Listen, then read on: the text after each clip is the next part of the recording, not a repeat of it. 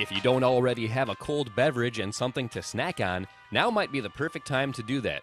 But don't take too long because the show is about to start and you do not want to miss one single second.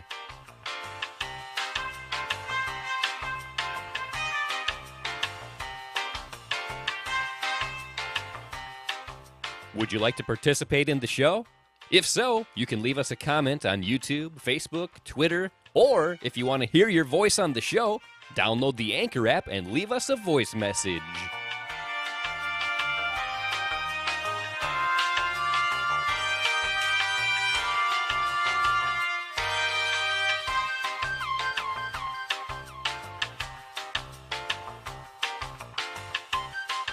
We apologize for the delay in starting the show. Sometimes it takes a few extra moments to prepare for a live broadcast, but trust us, it will be well worth the wait.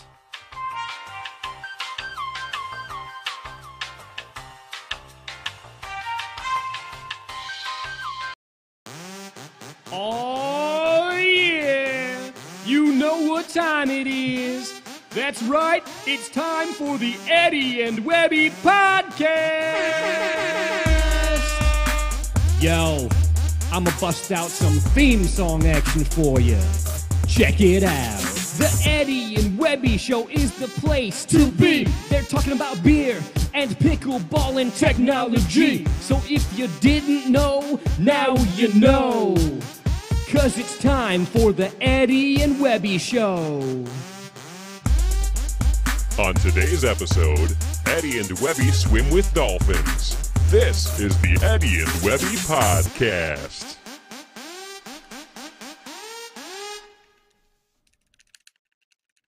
Come on. Oh, hey, how's it going? This is Webby, not Eddie. And I'm Eddie, and this is our 36th podcast. Oh, yeah, episode number 36. And something I just realized, Eddie, we've done over 10 live episodes now. Did you realize that? I did not realize that, but now I did realize that. Wow. It's 10? Crazy. Yep. And we're still on the air. They haven't shut us down yet. Yeah. But we have a great show for you guys today. We are live on Facebook. We're live on Twitch for the one person that cares. Twitch Chris, maybe you're out there, maybe you're not. We are live on YouTube, on the Eddie and Webby YouTube page, as well as on the Pickleball Kitchen YouTube page as well. Our guest was brave enough to let us stream to his page as well. So, yes. Nice. As you guys know, this podcast is meant to be interactive. So go ahead and throw your comments in Facebook and YouTube. Any questions for us, any questions for the guests throughout the show. We definitely want to interact with you. And then one reminder, stay tuned at the very end of the live stream. We are going to be doing our normal closeout, but we're going to be coming right back on the same stream, and we're going to be doing another episode of Dinking Around with Eddie and Webby. Oh, yeah, that was super fun. I had a great time with that, so let's keep it going. We're going to keep it going, and just so you guys know, if you want to actually come on the show and you have a smartphone with a good camera, a good internet connection, I guess you could also use a laptop with a good camera as well, and preferably some earbuds or headphones with microphone, let us know because there's a chance we could actually bring you onto the show. Yeah, join us live on the air. Yep, you never know what's going to happen on that. But we have a super exciting show, as I mentioned before. But before we get into any of that, Webby, what's going on in Twitter? Ah, yes, Twitter.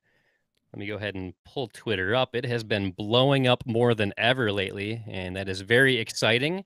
And I've got Twitter up as we speak. And let's see what we've got here. Here's a comment from Clark Kentrick Lamar. At Eddie and Webby, episode 35 was good, but why did Katie's audio keep cutting out? You would think after 34 episodes, you guys would have learned how to have good audio quality. Yeah, you would think that, wouldn't you?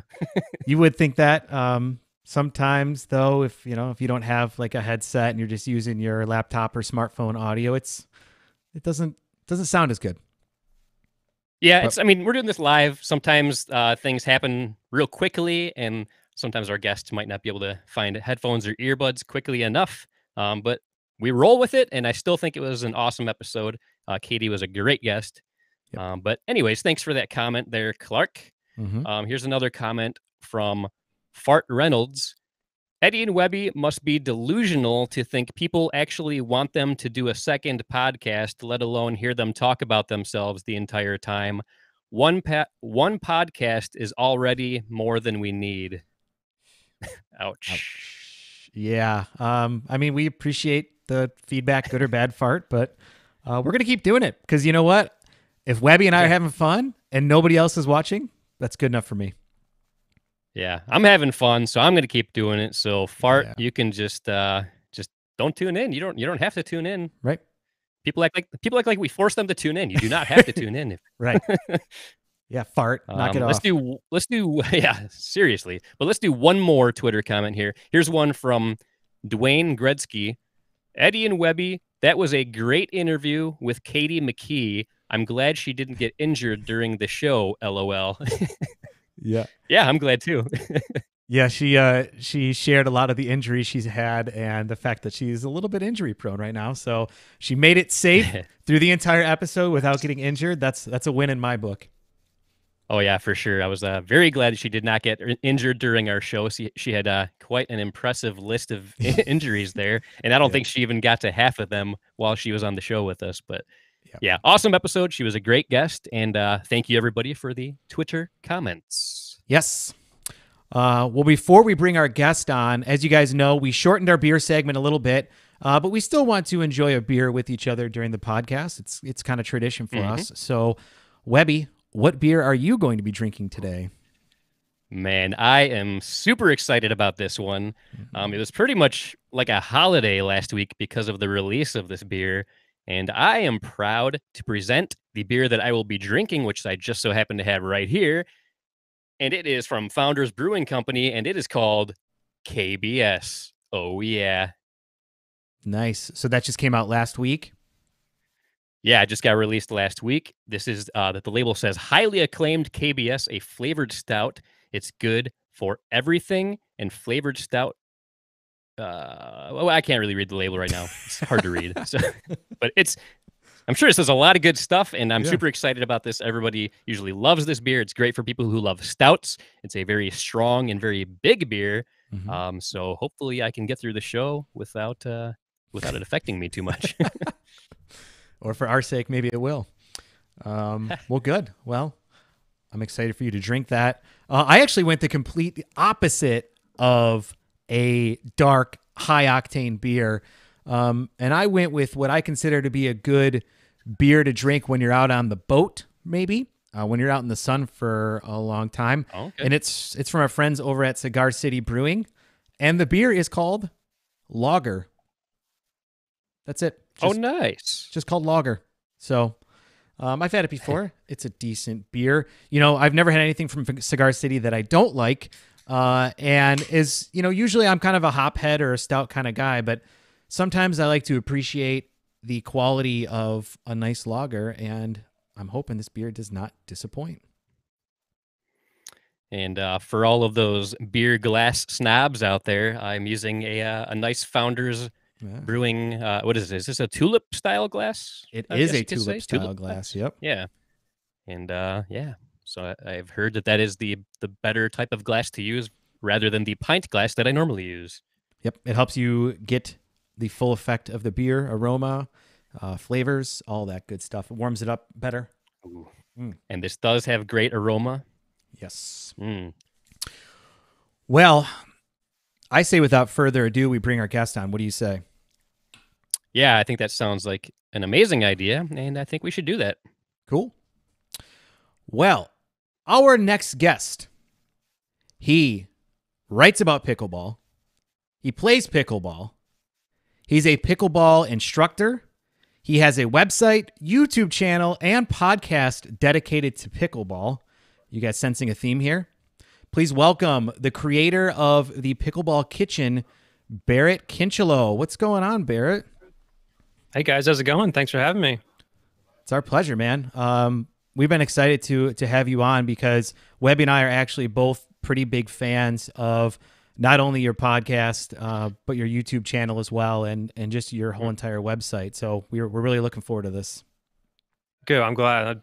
I appreciate that. And I tell you, I myself have a nice, cold, crisp, luxurious glass of fountain water. So be glad to join in with you guys. Yeah. Cheers. Nice. Oh, Cheers. amazing. I can taste those minerals. Love it.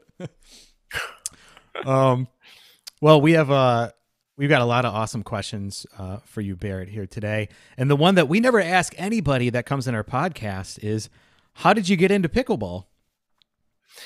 Oh yeah. Yeah. We never asked that one, right? Yeah. No. Oh my gosh, it seems like a million years ago, but my mom was into pickleball. So she started a full year before I did. So she started in, I think it was early 2016. And I mean, when I turned 30 in July in 2016, I kind of heard this knock at the door, and it was my brain telling me that I should probably start exercising before I get too much older. So that was kind of in my head throughout late 2016, like you need to start exercising and start doing that kind of stuff. And then I knew my mom was into pickleball, so I got her went to Amazon, searched for pickleball gifts. It was around Christmas time, and got her a bag and a shirt. And then 2 months later, I asked to go out and play, and we went out there and played, and the rest is history, as they say. It's kind of crazy, but it's total. Like when I think about things that's happened in my life, they're either post pickleball or pre pickleball. Like that's how momentous that day was, pretty much. You know what I mean? Yeah, I totally know what you mean. It's funny you say that too, because I can definitely see how when something like that changes in your life so significantly, you always use it like events as a barometer. Is that pre or post when that happened? So Yeah. It sounds like obviously it made a huge impact on you right away. Oh, it's changed everything. It's crazy. It's absolutely crazy. So that's how I got started in pickleball. Did you have any background in sports leading up to that? Any racket sport experience? No, I played ping pong when I skipped class in college. I have a sense of humor as well. Yeah. And I played a lot of golf. So I come from golf, as a lot of my listeners know. Jana is my co-host. We talk about golf a lot. We use a lot of golf analogies because that's where we come from. So, and my serve kind of looks like a golf swing. Really? So that's where I come from. But in terms of racket sports, I have no racket sport experience.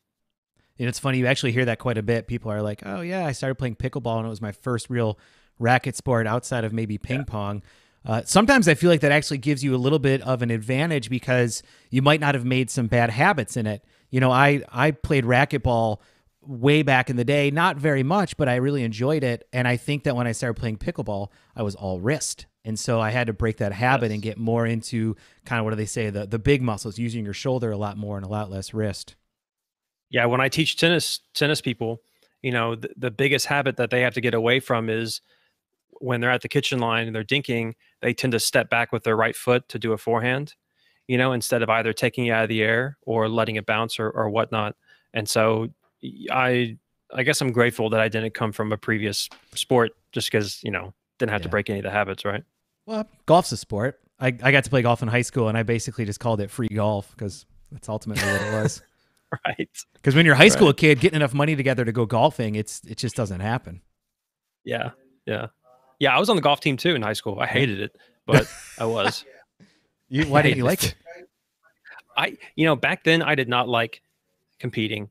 I did not like competition. I was a total nerd kind of guy. I still am.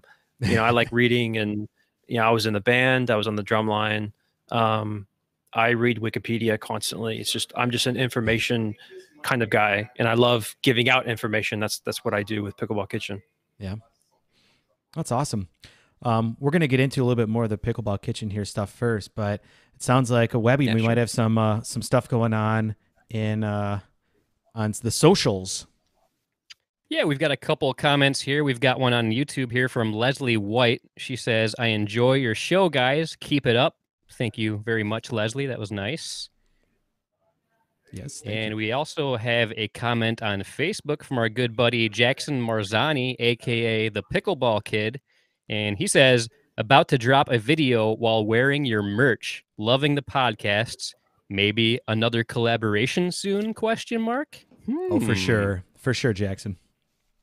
Yeah, I mean, if anybody who hasn't heard the pickleball rap that Jackson, aka the Pickleball Kid, did, you got to check that out. He did a great job, and there's a couple cameos on there from a couple really cool dudes, really good hip hop artists. You just want to check that out. Yeah. But anyway, back to you, Eddie. All right. So obviously pickleball made, kind of a huge impact on your life, but what was your motivation or inspiration to actually start the Pickleball Kitchen?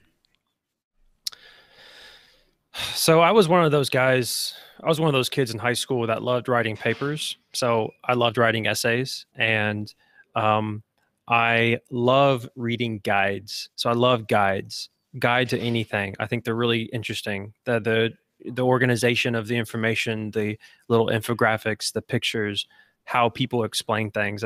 I love that kind of stuff. And so what I noticed online when I was trying to search for information, this was early 2017, is that there was really nothing out there that was very good, and it wasn't detailed, and it just wasn't up to snuff. It is now. There's tons of great stuff out there now, but so I looked at it as a sort of an opportunity to be able to get something out there, and I've been kind of a self-learner my whole life, so I've learned a lot of things on my own, and pickleball being the recent one. And I thought to myself, am I going to let this one go? Right. So I love this so much. I think this can really help people. Am I going to let this go and not teach people how to do it, or teach people something about pickleball? And I decided, no, I'm not going to do it for this one.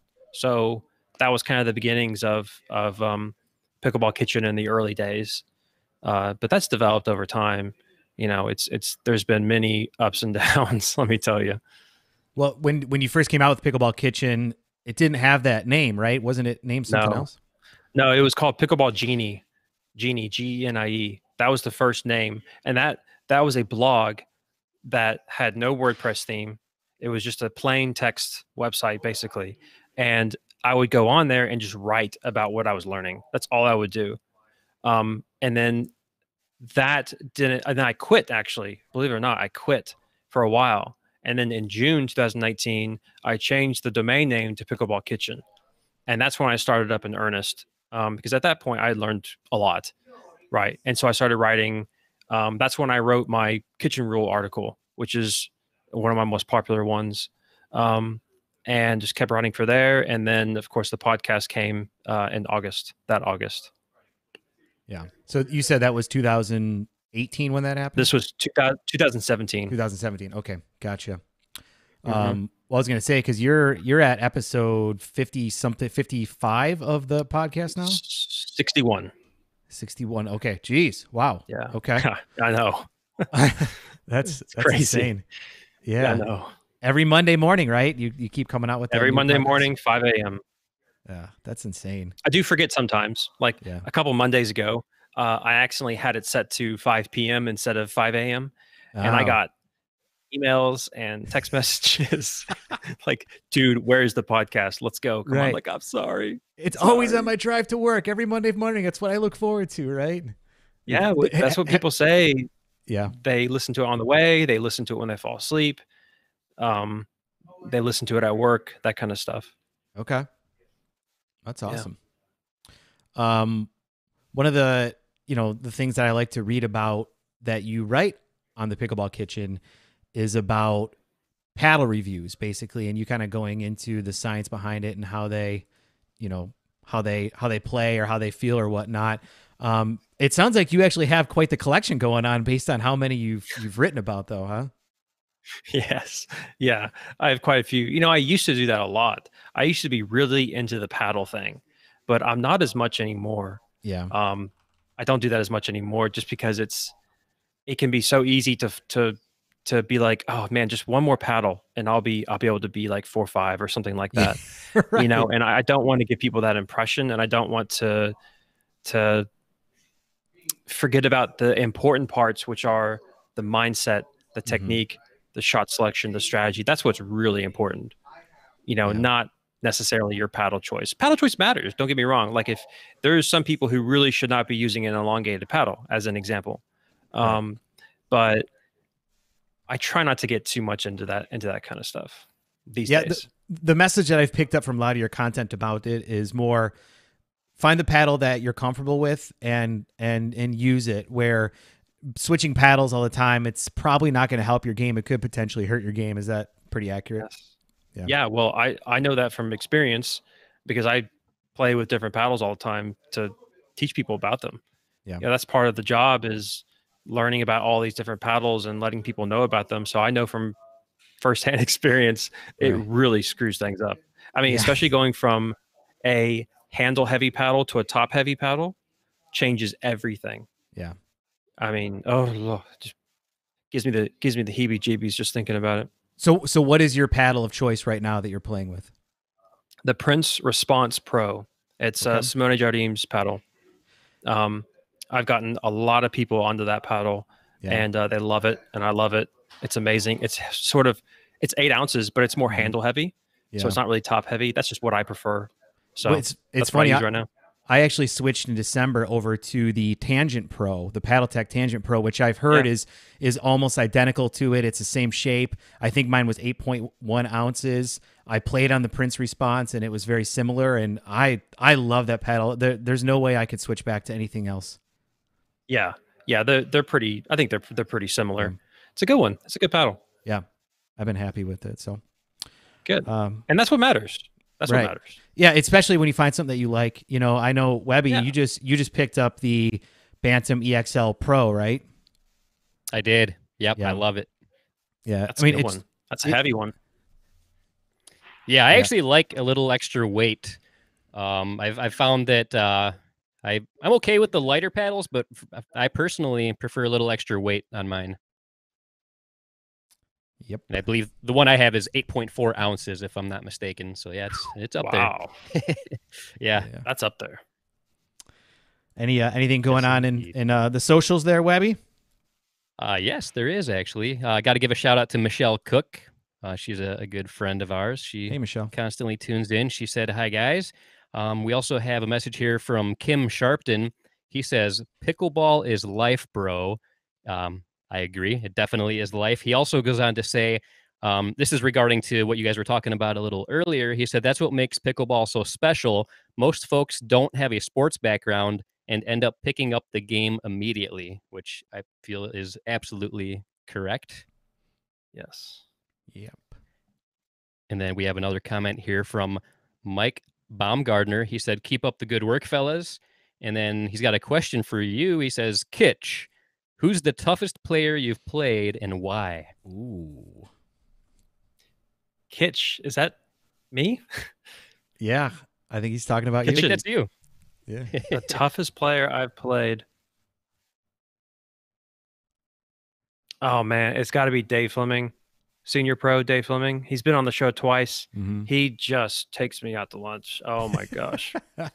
He's got the spin. He's got this two-handed backhand. It's ridiculous and funny. He's actually like in the office building across from me, which is hilarious. But he's probably the toughest opponent I've ever faced. Others, Corey Kelly, I've played against him. He was on the podcast. We can probably talk about that. Oh man, Dusty Stevenson. He's destroyed me utterly a couple of times as well. Yeah. All right. Those are probably my top 3. Nice. Okay. Nice. Well, thanks for the question, Mike. Yeah. Cool. Yeah. Well, actually, you kind of bring up that Dave's been on the podcast twice. I really want to get into your podcast because I'm not just saying it because you're on the show. I really am a huge fan of it. I think that it is a very well done podcast. I love the content. I love the production value of it. I look forward to actually having an excuse to have to drive somewhere for an hour just so I can actually listen to it. So I just want to start off by saying it's solid, man. It really is a pretty impressive podcast. Thank you. I appreciate that. Yeah. You've actually had some pretty impressive guests on the show lately. One that really stood out to me was Tyson McGuffin. Can you talk a little bit about that? Yeah, that was a really good one. So Tyson was here doing a clinic in Rockwall, which is a little town that's way east of Dallas, like probably 35, 40 minutes. Maybe not that long, but it's a ways out there. And he was doing a clinic, and it was the last day of the clinic, and I got Dave Fleming mentioned it to him. You know, hey, I've been on this podcast, and so did Randy Coleman was there as well. So they both convinced Tyson to, you know, hey, you should get on the podcast. You know, it'd be fun. So I drive all the way over to Rockwall to the La Quinta, and I go up to his room, and we sit on his bed, and I have my mixing board on the desk, the bedside table, and we just sat there and chat. We just chatted about pickleball, and it was totally impromptu. I had nothing prepared. I had a couple of questions in my mind, but no, it was good. Super cool dude. Super cool dude. I mean, really enjoyed it. You know, it was great. It was awesome. Funny thing during that episode, we've never had any audio issues, but we did have one that episode, which was that I plugged my mic. I typically plug my mic into port 1. So Janet, so I'm port 1, Janet's port 2. And that's how we do it every single time. I have the blue one, she has the black one. Well, I accidentally plugged mine into port 2, and his was in port 1. And so one thing about these my guests is that I don't think they're used to talking into a mic, so they talk really loud, way louder than they should. That's very common. And so I'm trying to like turn Tyson down, when in reality I'm turning myself down. Oh man, the whole time I'm turning him up. When did you finally realize that they were swapped? Like probably 30 minutes into the podcast, and I was like, oh, and I stopped, and I was like, oh, dude, I think I have the mic switch. And I sat there and twiddled with it, but you know, that was the knock on wood. That's the first audio issue we've had. So it was great. It was a great podcast, and again, like super cool dude. Yeah, I've only kind of met him just in passing a couple of times when I've been at events with him. Seemed great. One thing that I loved about his message that he was putting out there was that, you know, excelling in pickleball for him is a balance, right? He doesn't spend all of his athletic time or exercise time playing. He does yoga, he does weight training, he focuses on eating well. It's almost like he sees all of those things leading to him being better at pickleball rather than just doubling down and spending all of his time on pickleball itself. Yeah, he seems to have a very well-balanced life. Mm-hmm. You know, and he seems like he's just totally focused and okay with the way he spends his time. Mm-hmm. It's like this it's hard to explain, but you know, it's like, you know, I don't work on Pickleball Kitchen all the time. You know, I do other things. If I did, I would burn out, and I would want to, you know, just jump into a volcano. But it was kind of surprising though, because I was like, wait, well, when do you go drill? And then he was like, probably like 4 p.m. for a couple hours or whatever. I don't know what time he said, but I was expecting, you know, he gets up at 5 a.m. and, you know, puts on, you know, Eye of the Tiger or whatever song, you know, Rocky music thing, you know, and he's like, yeah, I'm going to go for it. And he's out the courts at 6 a.m. and he works until 11:30 and then chicken and rice for lunch and then back on the courts at 1, you know, but it was very balanced, spends time with his kid and stuff like that. And he's very successful, very successful. Yeah. I thought that was a really cool message, very inspiring to hear. Yeah, it was.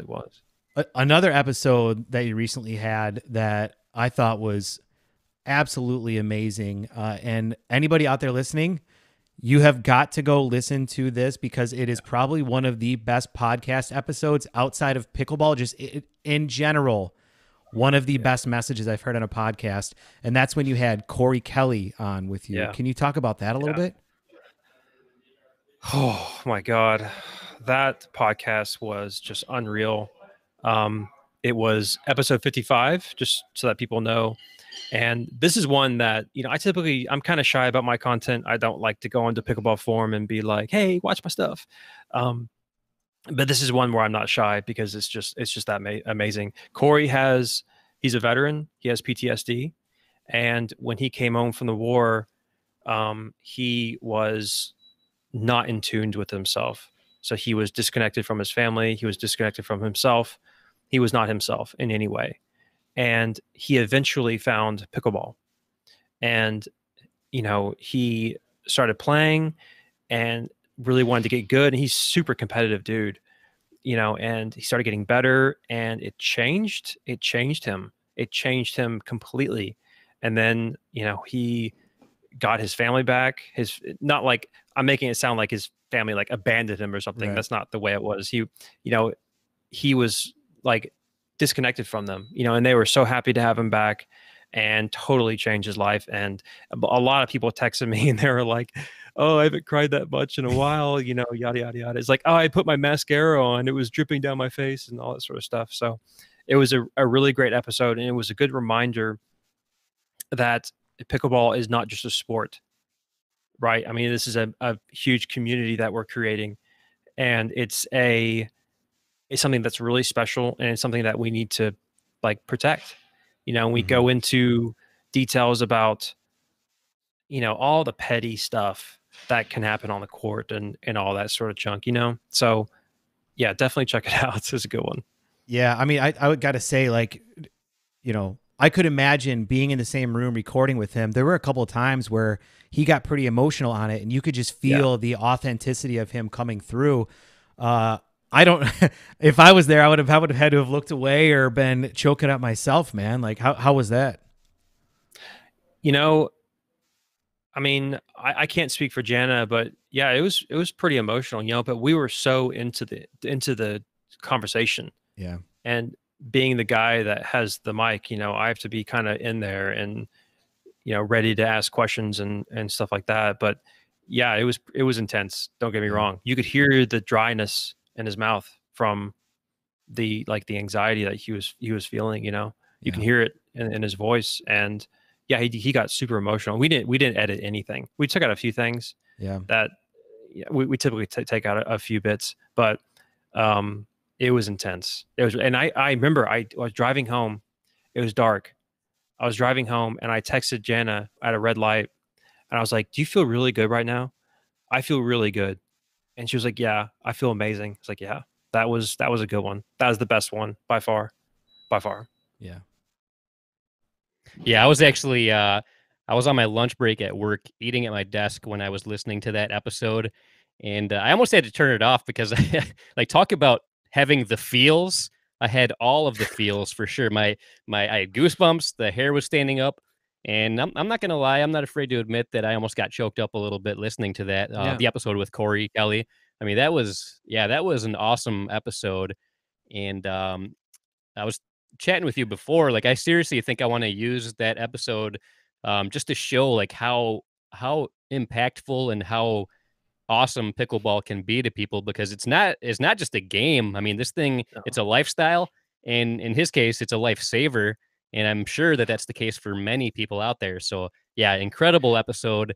That was awesome. Yeah, and no one else saw, only I saw the emails and the comments that we got from people who were saying, my brother has PTSD. I think I'm going to try to use this to help him, and oh my gosh, you've inspired me to help so-and-so and stuff like that. It's just amazing. Yeah. Just amazing. And we didn't know, we did not expect this to happen. I guess I can tell the original Jana story if y'all want, but she never expected this would happen, and neither did I, Yeah, that was pretty awesome. It was actually well timed that I listened to it too, because sometimes you're going to run into politics. You're going to run into crap on the court of, I wish they would play right, or God, my partner really screwed up tonight, and all this petty crap that happens sometimes when you're trying to improve your game. And then I listened to that and I was like, man, get some perspective, dude. Like, nothing else matters. Nothing else matters. Yeah. Just go out there and have fun. What he said, and I've had some trying moments over the last couple of weeks with some poor tournament experience. And when I was driving home, I said the one thing that he said in the interview was, at least it's not a bullet. Mm-hmm. Yeah. Right. I mean, that's what he said. And that's, oh man, that's so stuck in my head. Yep. So I'll probably be saying that for the rest of my life. Right. Perspective. Yeah. It's just perspective. Yeah. And I think you nailed it. It definitely added a lot of perspective. So definitely.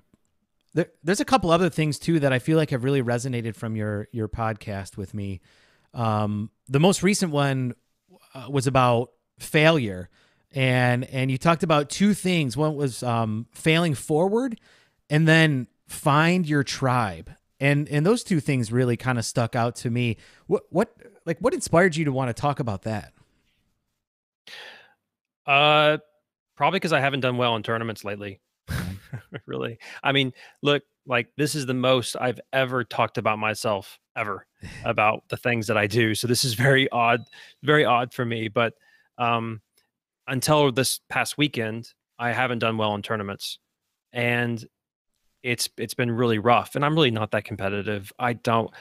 My priority is the podcast and the YouTube channel and the website. And whether or not people get use out of my content, that's my priority. I don't care about the medals, but I do want some success there. And so I've learned a lot about failure over the years, and I failed myself at previous business things. And so I wanted to talk about it. And when you fail, like I said, you have to fail forward, which means that you can't fall flat on your face. There has to be something that picks you back up, and there has to be something that you've learned from that failure. All right. Failure is an opportunity in disguise because it will teach you so much. It's incredible how much it'll teach you. And that's why you have to find your tribe. Because if you don't have people around you to give you perspective, and sometimes it's harsh perspective, then you're gonna have a lot of trouble getting back up again. So I have to thank Jana for that. After my bad tournament performance, she talked to me and gave me perspective on things that I didn't realize.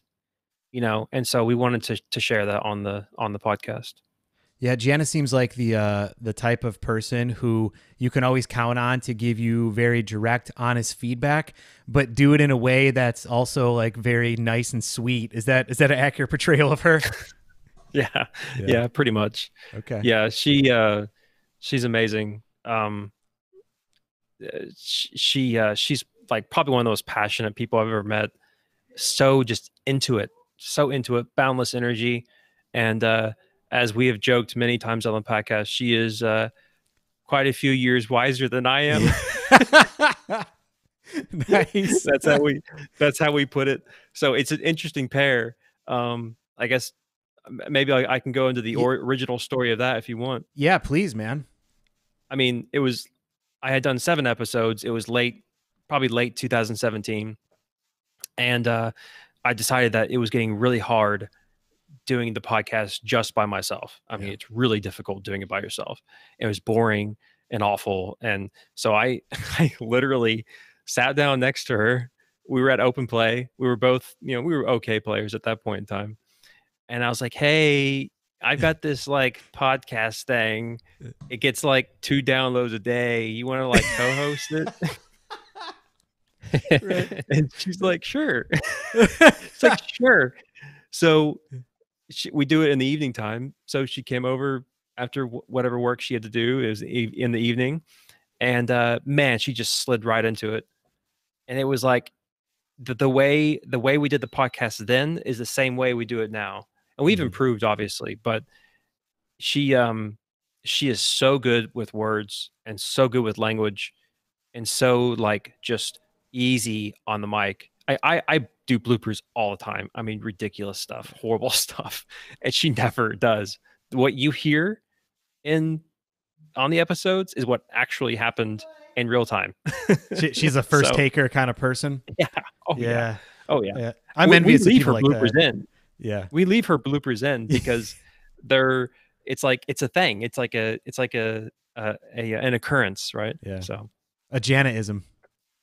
Yeah. So we have lots of running jokes on the podcast too. Like we had a friend go out to Arizona one time, and he was playing open play out there, and they asked him, "Oh, where are you from?" And he said, "Oh, I'm from Dallas, the Dallas area." And they go, "Oh yeah, we listened to a podcast from this guy and this girl from there." And he goes, and the lady goes, "We really like Barrett. We like Barrett and all, but we really like that Jana girl." Oh, that's nice. Funny. Yeah. And so now we have a running joke on that as well. Oh, that's cool.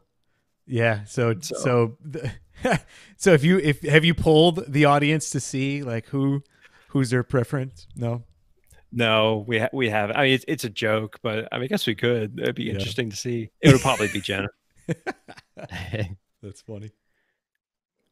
Yeah, I got to admit, she does add a great element to the show. I thought you did a great job on your own, but once you added her to the show, it just added a little extra something. Oh, yeah. And it's been you guys you guys definitely have great chemistry. I love listening to the two of you.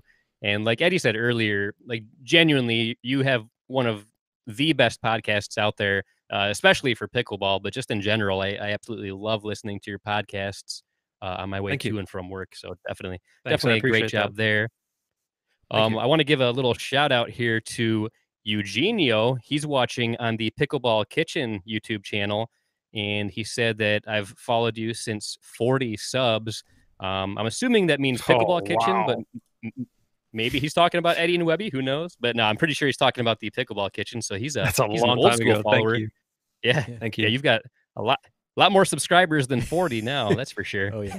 Yeah. Yeah. Thank you, Eugenio. And then Appreciate over it. on Yeah, thanks, Eugenio. And then we've got a comment here from Jack Veruso. He says, Eddie and Oh, Webby, Jack. Yeah. thanks for having. Oh, you know Jack? Yeah. Oh, yeah. He's a veteran. He's been listening to my podcast since day 2, way back when. Oh, nice. Nice. He says, Eddie and Webby, thanks for having Barrett on your podcast. I look forward to hearing Barrett and Jana every Monday on Pickleball Kitchen podcast. I got hit with the pickleball today and quoted Corey, at least it wasn't a bullet. That's right. God, that's going to become a thing, isn't it? Yep.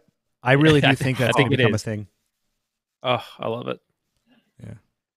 Another thing that I thought was hilarious that he said, I'm pretty sure he said shooty poops. Is that one of the things he said? Yeah. So he tries to be a gentleman on the court. So whenever he makes an unforced error, instead of saying something profane, he goes, shooty poop. And kind of like,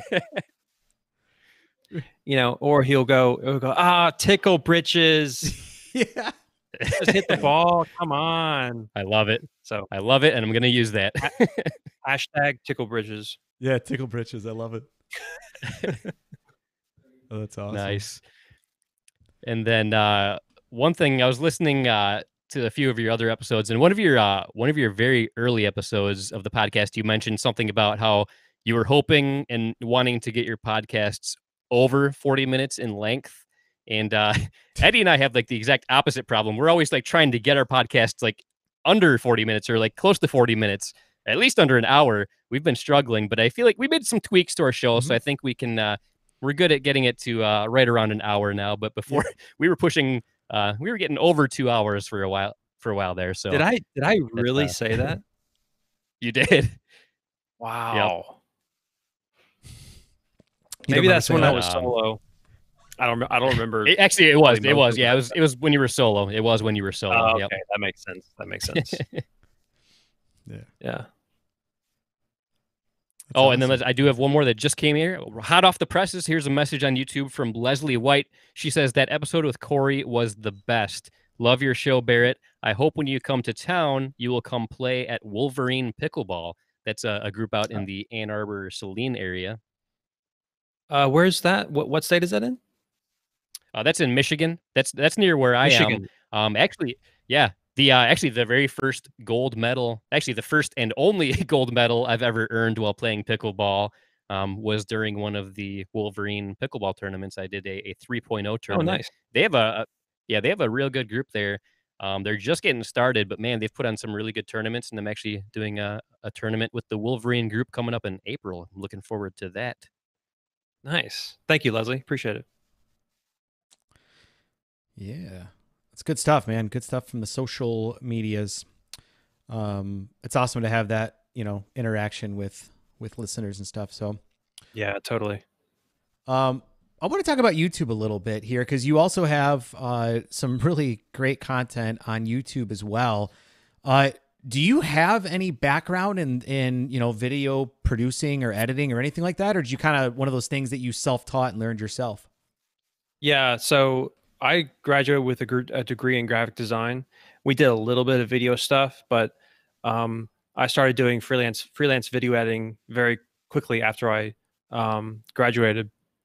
So I have a ton of experience with video, like compositing and like post-production and all that sort of stuff. So I'm super familiar with all that. Yeah.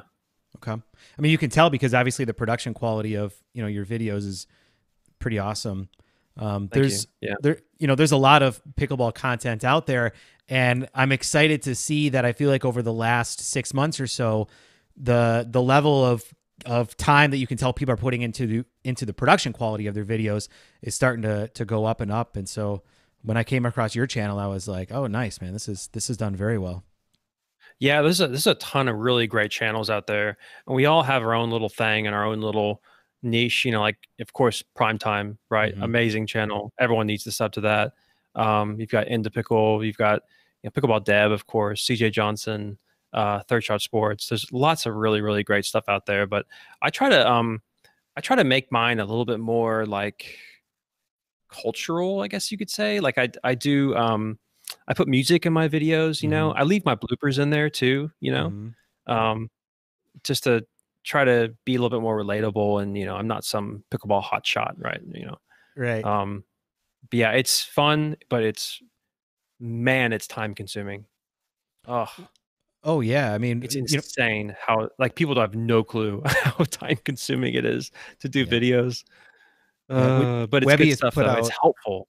Oh yeah. Well, that's another thing too. I really like about it is how your videos are very. You know what you're getting into. It's the authentic Barrett we're getting on there, and it's for a reason, right? You don't have to like parse through it to find out what is the intent of the video. And it's done in a very done in a very nice way. Very pleasing to the eye and everything. Thank you.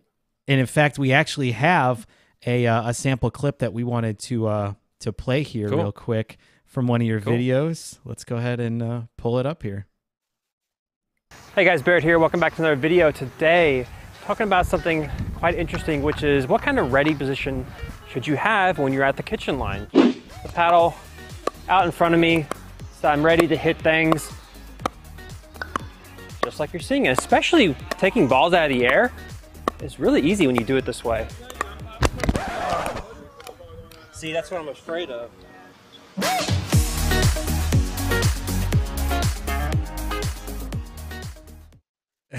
Love it, man. Yeah, I love that. That's a royalty-free music right there from Epidemic Sound. They are lifesavers, let me tell you. That's who we use yeah. too, man. Every time I make a video, I'm always going on there because I personally I think audio and music can make or break a video, and I love it. I love to figure out the two. And Epidemic Sound is fantastic. They're not sponsoring this video or anything, but I absolutely love them. Amazing. Yeah, geniuses. Lately, I've been using a lot more of the pre-made royalty-free music. Towards the beginning, I was trying to like get fancy and make my own music using GarageBand, and it was cool and all, but like it's so time-consuming to try to like create your own music, and then it's just in the long run, it's really not as good as what's out there royalty-free. So might as well just get the good stuff that's royalty-free that's out there. But yeah, I love that video clip. I love that you include stuff like that where like if you make a blooper or something like that, you keep it in.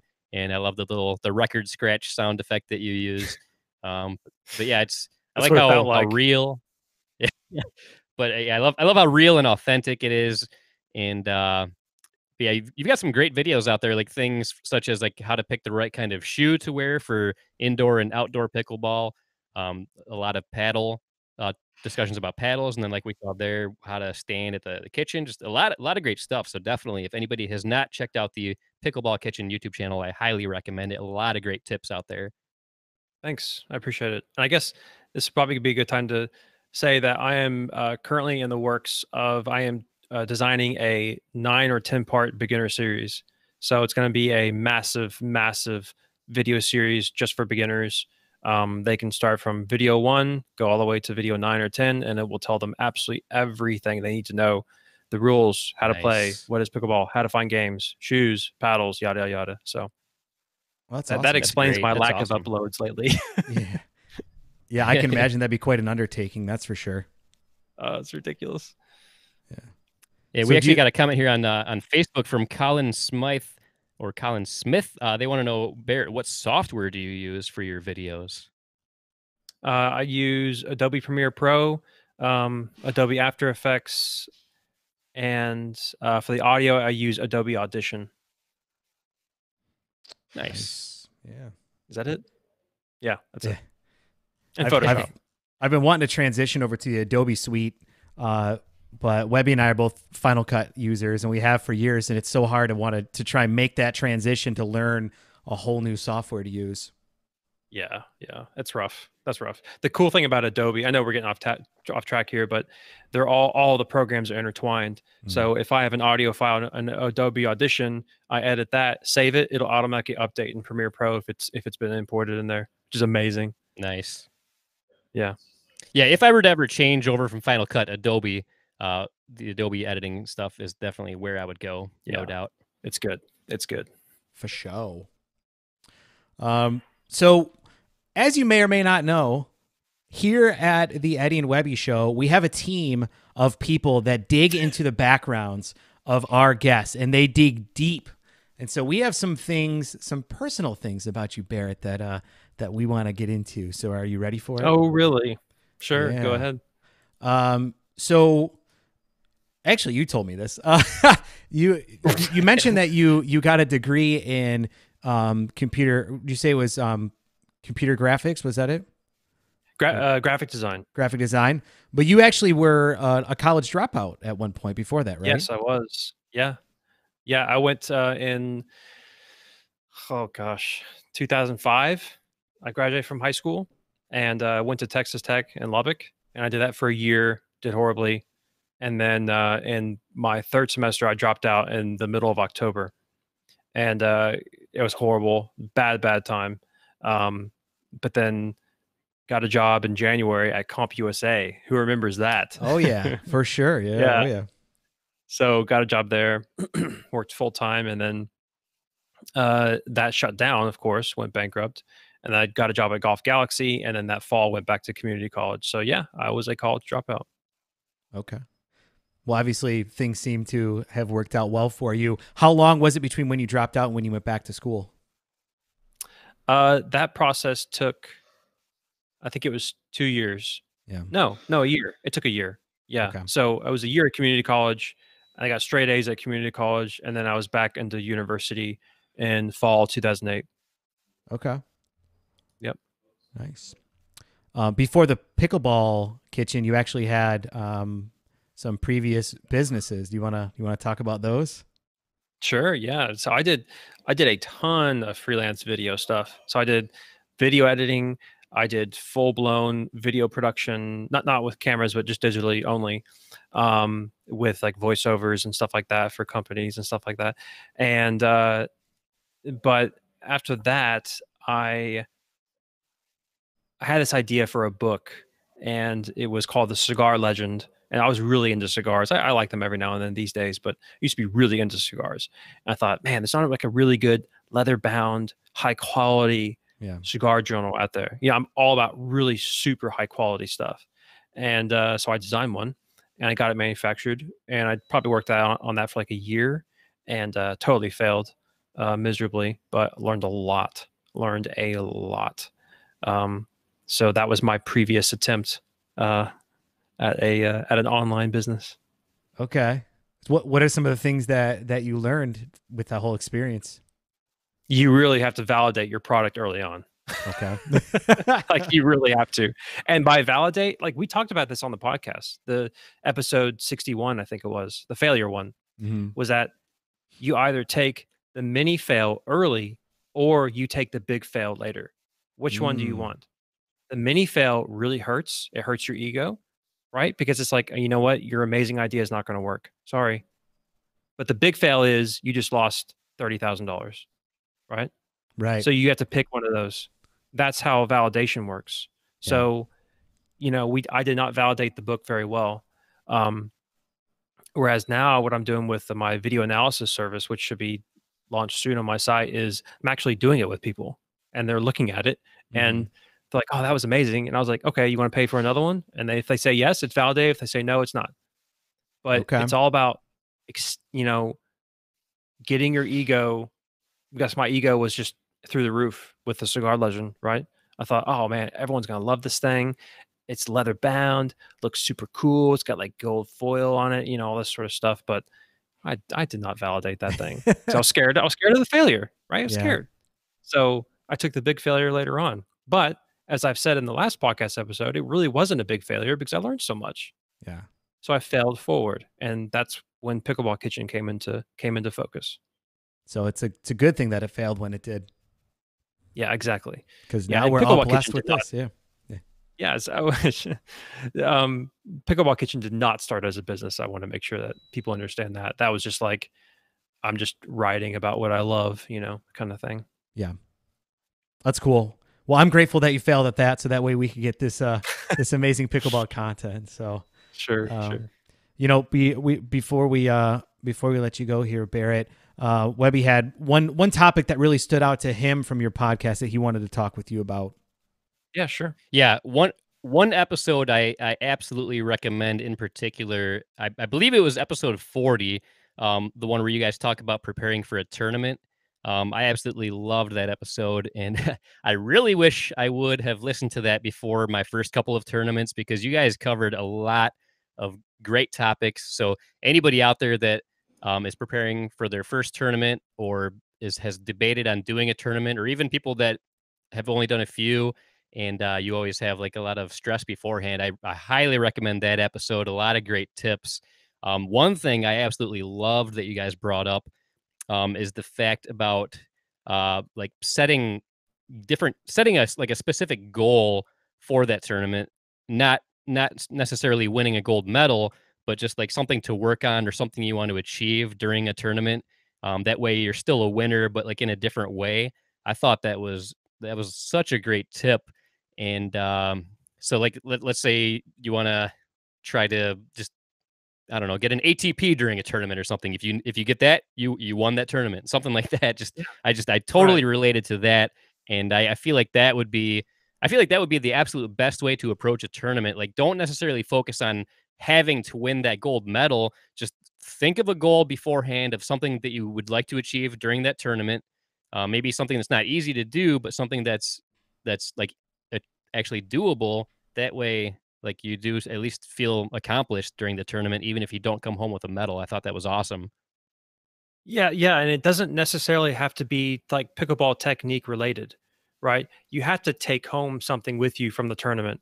If it's a medal, that's great, but it needs to be something, right? So if you lose your first two matches and you're out, you got to figure out, okay, what am I going to take home with me? Because I just spent $40 on this thing, right? I need to get some kind of value out of it. And so what I talk about is you have to mop up something while you're there. You got to mop up the experience from something or someone. So, go talk to the higher level players, ask them questions, poke their ego, right? If you talk about how great they are, they're going to tell you stuff, right? Learn something, get something out of it.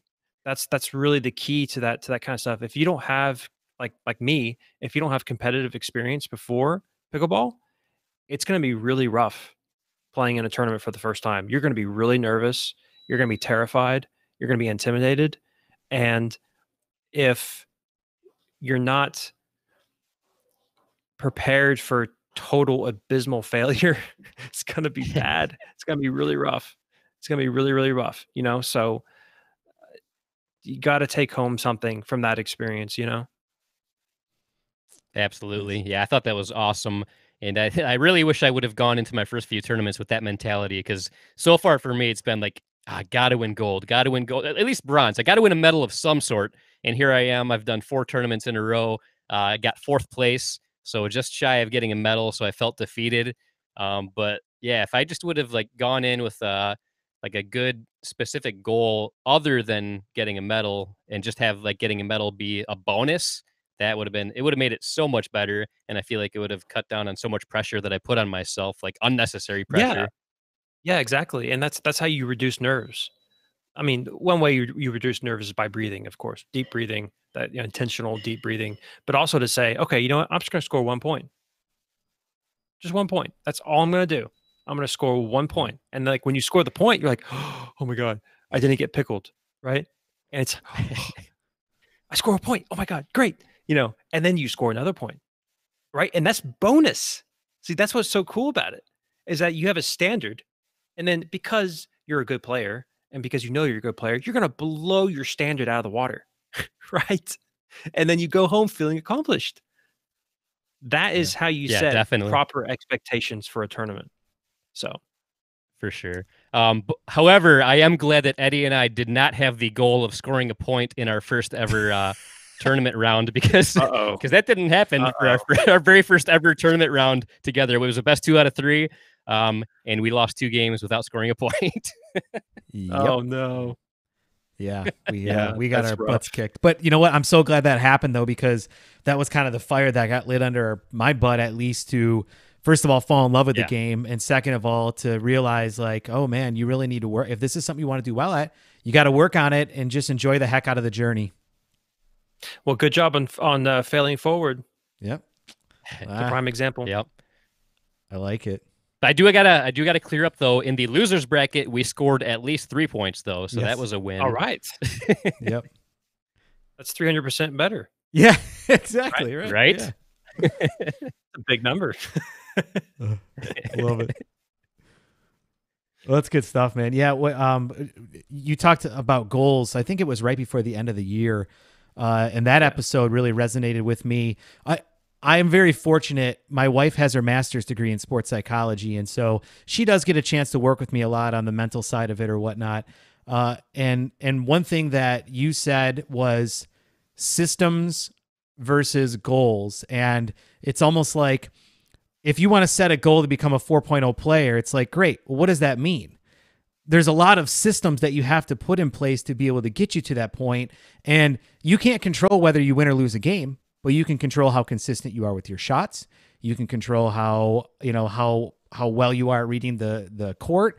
There's all these things that you can control, and it's better to set goals at that versus setting goals for things that are just kind of like ideas and aren't really things that you're in control of. Yeah, so we talked about goals versus systems, and I first want to say that there's nothing really wrong with goals. The problem comes when you have just a goal and nothing else, right? So the typical example is, I want to lose 10 pounds by June 1st. Well, the problem is, why not 11? Right. Yeah. Why not 12? How about 13?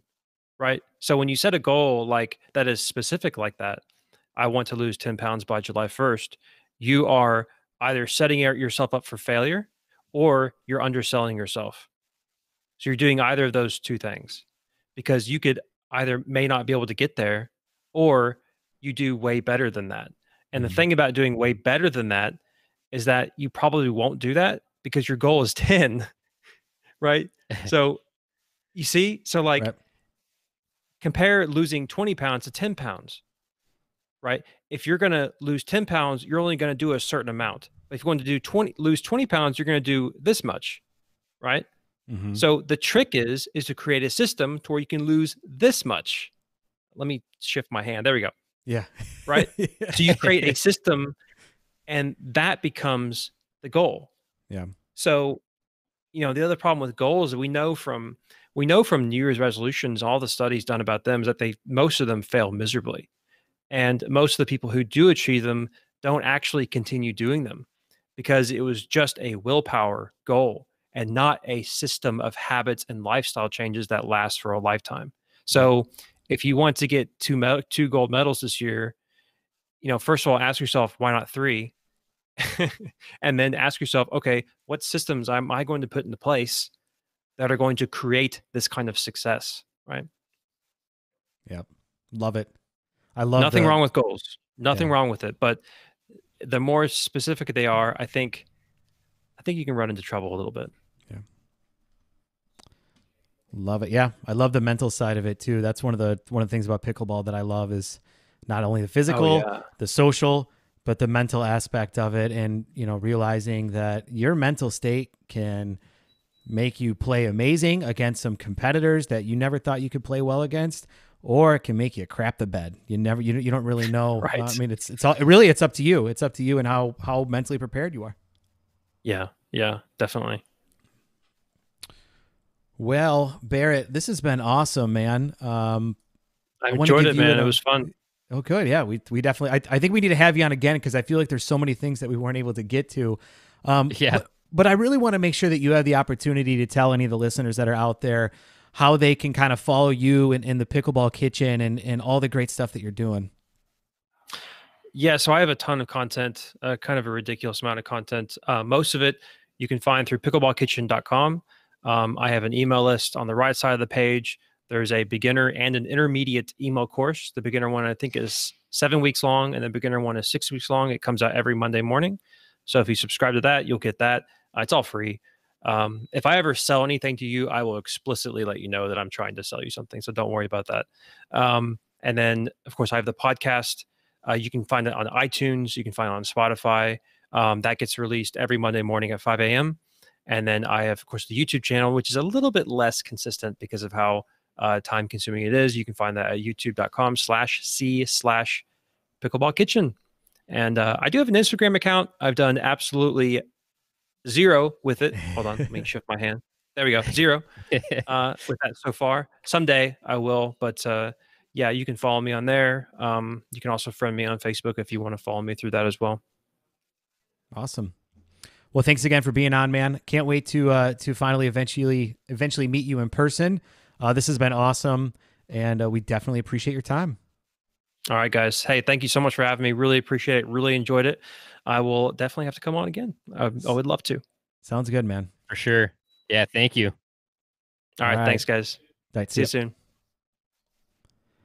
Another awesome guest on the Eddie and Webby podcast, huh?